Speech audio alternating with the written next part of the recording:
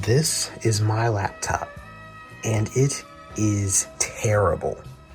It has an AMD Ryzen 3250U with integrated graphics. It's also only got about 5 gigabytes of RAM and a hard drive. This hard drive is so slow, unbelievably slow. Like, you are probably thinking that it's slow to a certain point.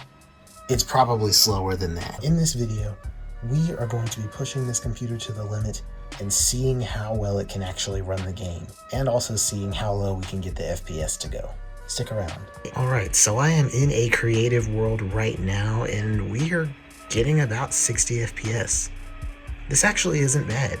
Oh, 57. But this is on the default render distance, on the default settings, and even though it is running well, trust me, if I change any settings, the FPS is just gonna tank. All right, we are now on the highest render distance and loading in chunks.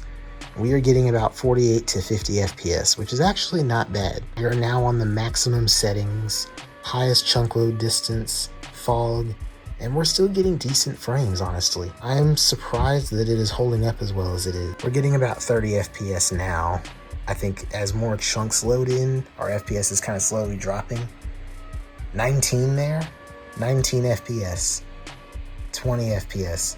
Honestly, it feels even choppier than what the FPS counter says. However, even with everything set to the highest that it will go, we're still getting about 20 FPS, and that's too high for me. Okay, now with a few items open, like just a couple, we are getting 20 FPS still, but if we try to load in some chunks,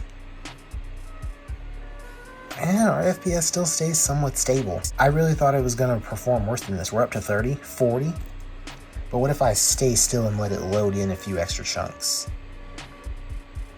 10 FPS, 10, 11, 12, 16, 13, 12, 11, 9. I want to get this thing to go and stay in the single digits. And I still have one more trick up my sleeve. It's plugged in. So what happens if we try to run it off of battery power?